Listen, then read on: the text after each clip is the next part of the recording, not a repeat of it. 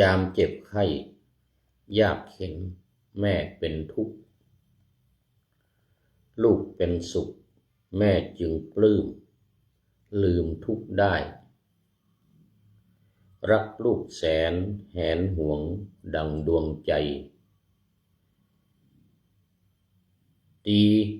ด่าก็เพื่อให้ลูกได้ดีเฝ้าอบรมจรรยามารยาทไม่ประมาทกลัวลูกรักจักเสียสีให้เล่าเรียนวิชาหาความดีสุดจะชี้กล่าวขานพรรณนา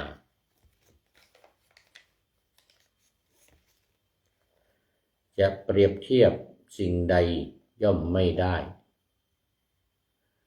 พระคุณแม่นั้นใช้มากหนักหนาเมื่อแม่อยู่อุ่นใจลูกทุกเวลาได้เห็นหน้าแสนชื่นเราตื่นใจขอถวายความนอบน้อมแด่พระรัตนตรัยมีพระพุทธเจ้าเป็นต้นขอถวายความเคารพพระมหาเถระพระเถรานุเถระเจ้าคณะพระสังฆาธิการทั่วโลกมีพระเดชพระคุณพระธรรมเสนาบดีเจ้าคณะภาค7วัดพระธาตุวสุเทพเป็นต้นและขออำนวยพรแด่ท่านผู้ฟังท่านผู้ชมสาธุชนพุทธบริษัททั้งหลายวันนี้รายการธรรมทัศน์ของวัดพระธาตุวสุเทพออกอากาศทางสถานีวิทยุวปท2จังหวัดเชียงใหม่มีร้อยเอกจำนงปัญญาวัฒโนเป็นหัวหน้าสถานีและอาตมาภาพพระครูปริยัติยานุศาสตร์เป็นผู้บรรยายเป็นประจำทุกวันตั้งแต่เวลา7:30 นาทีไปจนถึง8 นาฬิกาวันนี้ก็ยังเหมือนเดิมบันทึกเสียงล่วงหน้ามา1 วันจากวัดดอยสัพพัญญูตำบล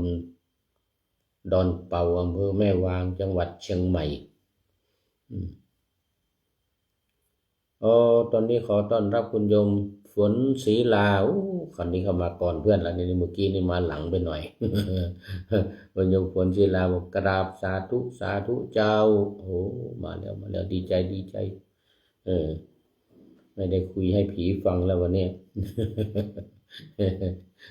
คุยให้โยมฟังแล้วแต่ว่าพอรายการออกอากาศทางวิทยุก็จะมีคนฟัง วันนี้มันยังไม่ดึกเนี่ยยังไม่ดึกกำลังทุ่มกว่าแล้วก็วันนี้เมื่อกี้นี่จัดรายการธรรมะหลังธรรมวัดเย็นผิดไปเอาธรรมะของรายการธรรมทัศน์นี่ไปออกหลังธรรมวัดเย็นมานึกขึ้นได้ก็รายการจบไปแล้วมานึกขึ้นได้ตอนจบแล้วตอนอำลา เดี๋ยวนี้มันงงหลงลืมเท่าชะแลแก่ชรา70 ปีแล้วปีนี้อายุ70 ปีแล้วก็ประกอบกับว่าวันนี้ตอนกลางวันก็ไปเขียนบาลีแต่งบาลีแปลบาลีทั้งวันทั้งตอนเช้าทั้งตอนบ่ายมันก็เลยงงเมื่อกี้เนี่ยขึ้นต้นรายการถูกละแต่ธรรมะเนี่ยธรรมะที่นำเสนอปกติเป็นเรื่องของการปฏิบัติสมถกรรมฐานวิปัสสนากรรมฐานเนี่ยนะแต่ว่าเมื่อกี้มันลืมมันงงเอาธรรมะในรายการธรรมทัศน์เนี่ยซึ่งเป็นเรื่องในธรรมบทขุททกนิกายในพระไตรปิฎกเหมือนกันนี่แหละแต่ว่า อันนี้มันเป็นธรรมในรายการธรรมทัศน์ซึ่งนำเสนอธรรมะในอรรถกถาธรรมบทเป็นประจำธรรมบท8 ภาควนกันนะตอนนี้อยู่ในภาค 5แล้วก็เรื่องเป็นเรื่องพระเถระโกณฑานเถระพระเถระโกณฑานอันนี้แหละเป็นเรื่องจริงเลยที่นี่นะเรื่องจริงคือที่ว่าจริงนี่ก็คือหมายถึงว่าเป็นรายการธรรมทัศน์แล้วก็จะต้องเอาเรื่องในธรรมบท8 ภาคเนี่ยนะขุทกนิกายเนี่ยว่ามาจากพระไตรปิฎกฉบับที่เล่มที่25ขุทกนิกายนะเล่มที่25อันนี้ก็วันนี้จะต้องมาพูดเรื่องของธรรมบทเพราะฉะนั้นอันนี้ก็จะต้องเอาเรื่องเดิมเนี่ยที่เมื่อกี้นี่นะที่ผ่านไปเมื่อกี้นี่หมายถึงว่าตอนบันทึกรายการนะมันเป็นเมื่อวานแล้วธรรมะหลังธรรมเย็นมันออกไปแล้วเป็นเมื่อวานเพราะรายการนี้ล่วงหน้ามา1 วันไม่เป็นไรมันคนละวันกันละเดี๋ยวจะทบทวนต้นมาใหม่อีกนิดนึงแล้วก็จึงจะก้าวหน้าไปเป็นเรื่องของการพระที่การยุยงให้คนอื่นแตกแยกความสามัคคีกันแล้วก็จะมีตัวอย่างเป็นเรื่องที่หลวงพ่อพุทธโฆษาจารย์นำมาเล่าประกอบในเรื่องนี้ในธรรมะข้อนี้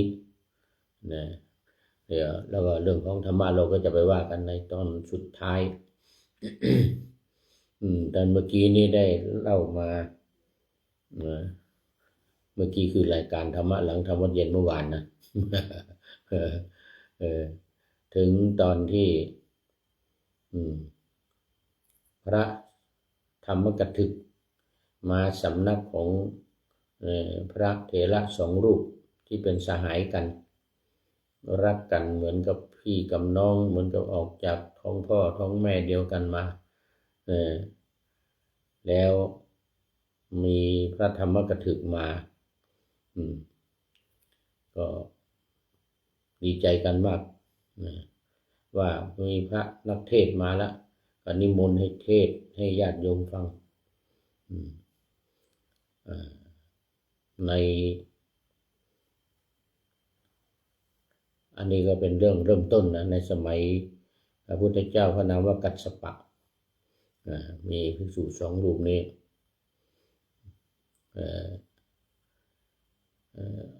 รักกันอยู่ด้วยกันสามัคคีกันเคารพนับถือกันเหมือนพี่เหมือนน้องออกจากท้องพ่อท้องแม่มาเดียวกันมาเลยทีเดียวแล้วมีภิกษุธรรมกถึก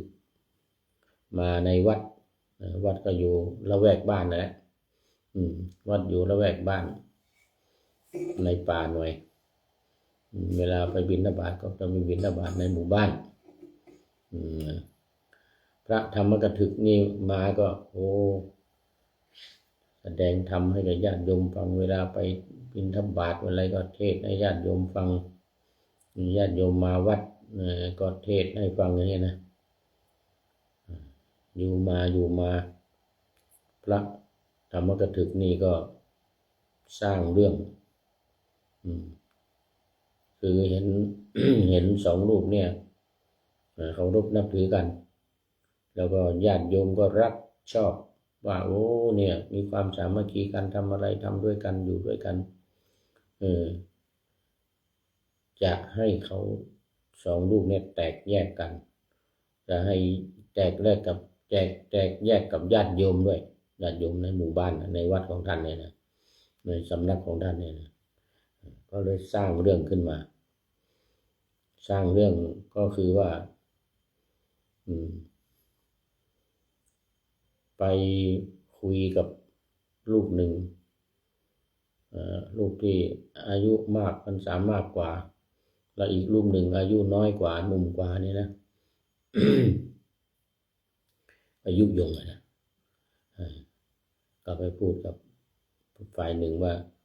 โอ้ผมมีเรื่องจะเล่าให้ท่านอาจารย์ฟังนะเรื่องอะไรท่านว่ามาเถอะไม่อยากพูดเหมือนกันเขาไม่พูดดีกว่าทำท่าไม่พูดแล้วก็พูดเรื่องอื่นไปแล้วก็ลาไปอีกวันหนึ่ง2-3 วันมาก็พูดอีกเหมือนเดิมผมมีเรื่องอยากจะเล่าอาจารย์ฟังเลยนะหลวงพ่อฟังนะองค์แก่เขาไปหาองค์แก่ก่อนที่อายุมากกว่าหลวงพ่อก็เอามีอะไรก็ว่ามาท่านมหา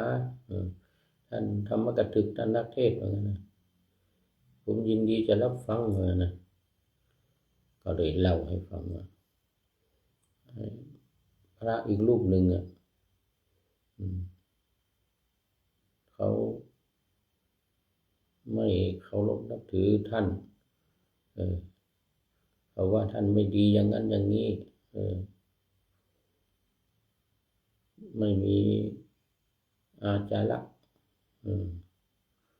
ไม่เป็นพระผู้ใหญ่ไม่เหมือนกับท่านว่างั้นนะไม่เหมือนกับท่านพระธรรมกถึกน่าเคารพนับถืออย่างนี้นะ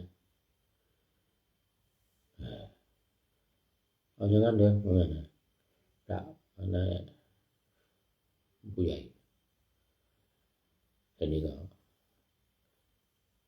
เขาไปหาอีกรูปหนึ่งที่อายุน้อยกว่าก็พูดเหมือนเดียวกันนี่แหละว่าโอ้ท่านพระหลวงพ่อเขาไม่ชอบท่านนะว่าท่านเป็นคนไม่ดีเป็นคนไม่เรียบร้อยไม่น่ารักเป็นคนที่อาจาระไม่ดีไม่มีศีลอะไรทำนองนี้นะว่าหลวงพ่อว่าคือเอาเรื่องสองข้างมาใส่กันนี่ไง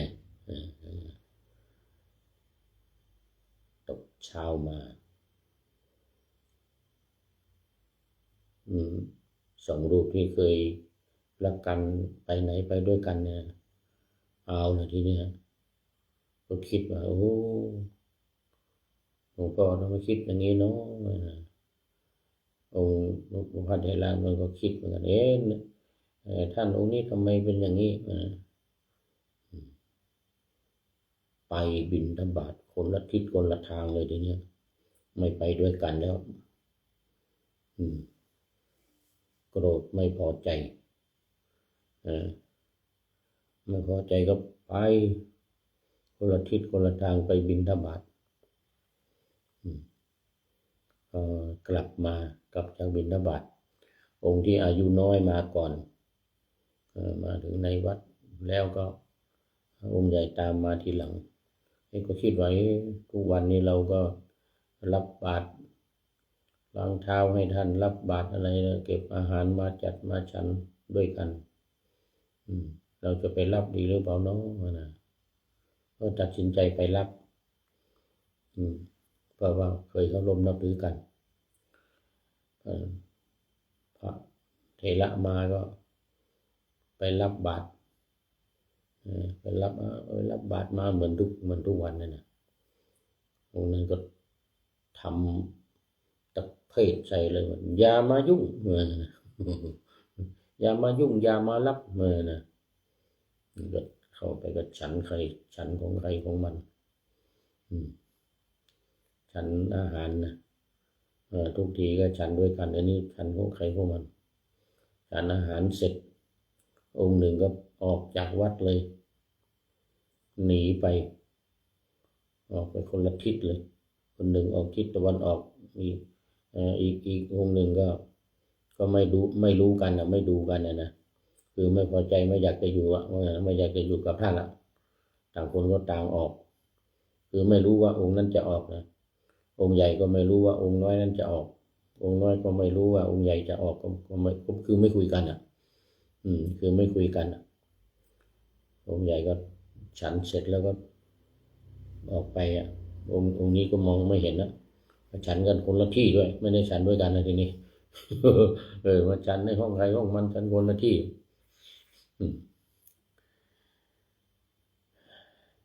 อีกองค์หนึ่งก็ออกไปทางทิศตะวันออกอีกองค์หนึ่งออกไปทางอีกทิศหนึ่งออกไปเลยท่านพระธรรมกถึกนี่ก็ชอบใจเลยทีนี้โอ้เราทำงานได้ผลเหมือนกันนะสององค์นี้โกรธกันเราแตกแยกกันไปแล้วหนีออกจากวัดไปแล้วเหมือนกันนะอันนี้ก็ตื่นรุ่งเช้าขึ้นมาอีกวันหนึ่งก็ไปบิณฑบาตในหมู่บ้านญาติโยมก็ถามโอ้มีไหนพระเถระสองรูปทำไมไม่มาโอ้อย่าถามเลยโยมเหมือนสองรูปนั้นทะเลาะกันทะเลาะกันจะตีหัวกันเมื่อวานนี้ว่างั้นนะแล้วก็ออกไปแล้วว่างั้นต่างคนต่างหนีไปแล้วว่างั้นนะไม่ได้บอกว่าตัวเองยุยงไม่ได้บอกบอกว่าสององค์ทะเลาะกันเหมือนนั้นแล้วก็ออกไปแล้วเหมือนกันนี่ก็ภายนี้ก็อยู่ต่อเลยอยู่วัดต่อพอมีญาติโยมเยอะญาติโยมมาทำบุญก็เยอะไปบิณฑบาตอาหารการกินสะดวกสบายเวลาเทศให้ญาติโยมฟังโอ้ได้การเทศญาติโยมทำบุญสุนทานโอ้ร่ำรวยอยู่ในวัดอยู่คนเดียวเลยทีนี้สององค์นั้นไม่อยู่แล้วนี่องค์นี้เป็นอย่างนี้นี่ก็ต่อมาอีกนะประมาณหมื่นกว่าปีคืออยู่ด้วยกันมาแล้วเนี่ย12,000 ปีนะเพราะสมัยนั้นเนี่ยคนอายุไข20,000 ปีสมัยหลวงพ่อกัสสปะเนี่ยนะอายุไข20,000 ปีตอนที่ทะเลาะกันนะตอนนี้ออกไปกันนะอยู่กันมาแล้ว12,000 ปีโอ้ตอนนี้ขอต้อนรับคุณโยมเปรมใจบัวใสโอ้สาธุเข้ามาแล้ววันนี้จากสันป่าตองโอ้เมื่อวานนี้โยมเปรมใจบัวใสก็กับโยมอีกคนหนึ่งลืมถามชื่อไปโยมอีกคนหนึ่งก็มาที่วัดวัยสัพพันอยู่มาถามเรื่องที่จะถวายอาหารเพลมาถามจำนวนพระเนนมีเท่าไหร่ยังไงแล้วก็จะทำยังไงทำอาหารมายังไงให้ที่นี่ทำหรือว่าให้ทำอาหารมาเองอะไรเงี้ยนะมาถามเมื่อวานนี้แล้วก็ให้ไปคุยกับแม่ครัวแล้วโมทนาเข้ามาอันนี้มาพูดต่อพูดต่อเรื่องของภิกษุสองรูปอายุ12,000 ปีแล้วอยู่ด้วยกันมาอยู่ด้วยกันมานี่มีความสุขอยู่ร่วมกันมีความสุขก็เลยแตกแยกกันไปตั้งแต่12,000 ปีจนถึงอายุ20,000จาก12,000 ปีเนี่ยถึง20,000วันหนึ่งก็ไปเจอกันนะไปเจอกันในที่แห่งหนึ่งจำได้อันนี้พระเถระที่เคยอยู่ด้วยกันเนี่ยเราก็ออกจากวัดมาได้8,000 ปีแล้ว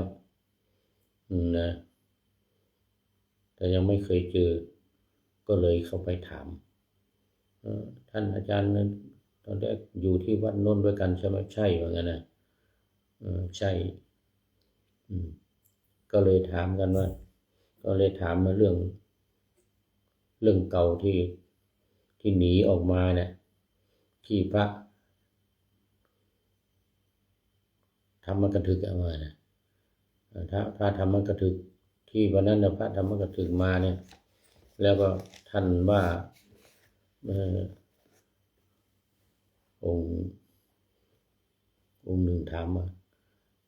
ท่านพระธรรมกถึกนะพูดกับผมว่าท่านว่าอย่างนี้จริงไหมวะนะโอ้ไม่จริงเหมือนกันนะโอ้เดี๋ยวขอต้อนรับคุณโยมกนกวรรณอินทานสาธุสาธุเอาโมทนาFC ตัวจริงอีกท่านหนึ่งมาแล้วสาธุคุณโยมกนกวรรณไม่ได้พูดเลยนะอีกองค์หนึ่งก็ว่าแล้วองค์นั้นก็มาเล่าให้ผมฟังว่าท่านพูดอย่างนี้กับผมฮะไม่ได้พูดหรอโอ้อย่างนั้นเราถูกยุยงนี่เราถูกพระธรรมกถึกนั่นยุยงแล้วเราก็ไม่ได้ถามกันไม่คุยกันแล้วก็หนีออกจากวัดมาเลยเหมือนกันนะ8,000 ปีมาแล้วเนี่ยโอ้มาเจอกันคือมันใกล้ปี ใกล้จะหมดอายุละเท่าแก่ละแยกกันตั้งแต่12,000 ปีคนสมัยนั้นอายุไขมัน20,000 ปีตอน12,000 ปีเราจาก12,000 ปีมานี่ก็เป็นเวลา8,000 ปีก็จะครบ2,000จะครบ20,000 ปีแล้วก็เลยพากันกลับไปโอ้อย่างนี้นี่เองเหมือนกันนะอย่างนี้นี่เองเนี่ยพระธรรมกถึกนี่เอาว่าความใส่ร้ายให้ทั้งสองฝ่ายสองเราเหมือนกันนะโอ้ขออภัยกราบขอโทษกันแสดงอาบัติซึ่งกันและกันแล้วก็พากันกลับไปที่วัดเดิมนะไปถึงก็ชี้หน้าว่าท่านทำให้พวกเราเนี่ยแตกแยกกันเนี่ยผมก็ไม่ได้พูดองค์นี้ก็ไม่ได้พูดท่านมาพูดยุยงเหมือนกันนะท่านไม่สมควรอยู่ที่นี่เหมือนกันนะก็ไล่พระธรรมกถึกนั้นออกจากวัดไปเลยพระธรรมกถึกก็รู้ว่าโอ้นี่เขาไปเจอกันเขาคุยกันนะก็เลยออกจากวัดนั้นไปนี่พระธรรมกถึกเลยนะออกจากวัดนั้นไปด้วยความที่ก็ได้ทำความดีมามากเป็นนักเทศด้วยแสดงธรรมเทศธรรมให้ทำเป็นทานเนี่ยนะพอครบอายุ20,000 ปีก็ได้ไปเกิดเป็นเทวดาด้วยความอิจฉาริษยาเลยไปเป็นเทวดาส่วน2 องค์นี้ที่มาดีกันแล้วก็กลับไปอยู่วัดเดิมเลยนะอายุไขหมดอายุไข40 ปีเดี๋ยวหมดอายุไข20,000เหมือนกันนะก็มรณภาพก็ไปเกิดบนสวรรค์บนสวรรค์ชั้นดาวดึงนี่ไปเป็นเทพพบุตรไปเป็นเทพพบุตรกันทั้ง2 คนพอ อันนี้ก็เวียนว่ายตายเกิดไปเกิดบนสวรรค์บ้างลงมาเกิดเมืองมนุษย์บ้างเหมือนกันรูปนั้นก็เหมือนกันรูปที่ไปเป็นเทวดานั่นนะ ที่เป็นเทวดานั่นก็เหมือนกัน คราวนี้ผ่านไป1 พุทธันดรคือพระพุทธเจ้าผ่านไป1 องค์พระกัสสปะเนี่ยกัสสปะนี่ก็ปรินิพพานไปอยู่ผ่านมาอีกในระหว่างพุทธเจ้าอีกองค์หนึ่งมาหาองค์ปัจจุบันเนี่ยมาหาพุทธเจ้ากัสสปะโคตมะเรานี่นะมาถึงพุทธเจ้าโคตมะเรานี่ก็แต่ละคนก็เวียนว่ายตายเกิดนะมาเกิดในเมืองคนบ้างมาเกิดเทวดาบ้างแต่ไม่ได้ไปนรกส่วนเทวดาที่สมัยเป็นพระธรรมกถึกนี่ก็ได้รับกรรมอยู่เหมือนกันเพราะบางชาติก็ไปเกิดในที่ที่ยากจนเกิดในที่ที่ลำบากบางทีก็ไปถูกเขาใส่ลายป้ายสีมีเรื่องมีราวด้วยเพราะว่าตัวเองได้ทำความไม่ดีแล้วก็